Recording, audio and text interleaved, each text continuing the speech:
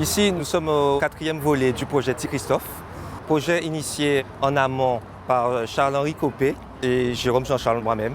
Et nous avons décidé d'apporter notre pierre à l'édifice, un édifice qui est monumental puisqu'il s'agit de la prévention routière. Et donc c'est notre contribution.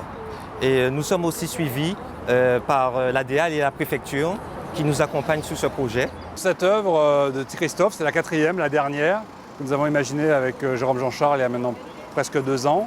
Et elle a toute une symbolique, puisqu'on voit la disproportion entre une roue énorme qu'on a imaginée depuis 3 mètres, qui est prête à avaler véritablement un cycliste, qui est un peu un cycliste presque cartoonesque, puisqu'il est plus petit.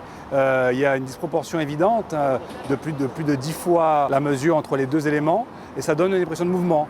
La structure, elle est statique, et pourtant, malgré cette staticité, il y a une impression de mouvement qui est donnée, et ça doit amener à la réflexion sur une bretelle où les gens décélèrent, amener à la réflexion sur la fragilité des cyclistes, la fragilité des usagers vulnérables. C'est ce qu'on a voulu faire passer. Et on souhaite que cette œuvre, qui est la 4e, soit le début de quelque chose pour la population, qui va s'en saisir et qui va faire vivre ces œuvres d'art qu'on a voulu lui offrir. Évidemment, nous avons beaucoup d'actions de prévention à venir. Je pense à cette campagne que nous avons lancée la semaine dernière sur les silhouettes. La première exposition a eu lieu sur l'échangeur de l'aéroport. Évidemment, tous les 15 jours, nous avons fait tourner cette exposition. Nous arrivons au bout de T-Christophe, mais de toute façon, nous avons des spots vidéo, des spots audio à venir, des campagnes de toute nature sur les réseaux sociaux avec toutes les thématiques, mais essentiellement pour bien faire comprendre aux Guadeloupéens qu'il y a des catégories d'usagers qui sont beaucoup plus fragiles et ce sont ceux-là qu'il faut protéger le plus sur la route. Ce sont les piétons, ce sont les cyclistes et les 2 roues motorisées. Les chiffres de l'accidentologie sont un petit peu catastrophiques sur le département de la Guadeloupe, avec hier le 40e tué sur les routes.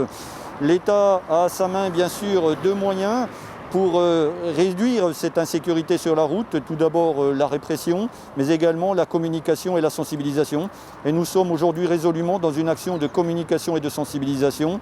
Rappeler que la route se partage, que véhicules légers, motards, cyclistes, piétons, camionneurs, bien sûr, partagent cette route tous les jours et qu'ils doivent respecter les règles de sécurité pour leur propre sécurité, mais également pour la sécurité d'autrui. Très prochainement, les compétitions cyclistes vont redémarrer. Il y aura le Grand Prix du Conseil départemental, le Tour de Guadeloupe qui va commencer.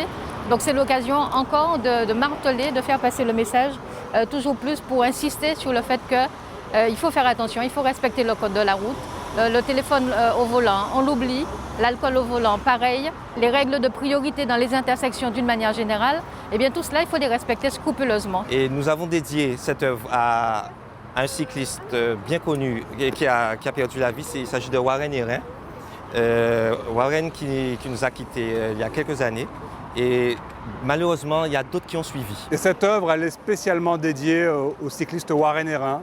Alors ce n'est pas Warren Hérin qui est représenté, mais c'est en sa mémoire parce qu'il a donné effectivement le coup de départ de cette mobilisation et de cette volonté que les plus fragiles sur nos routes soient les moins atteints.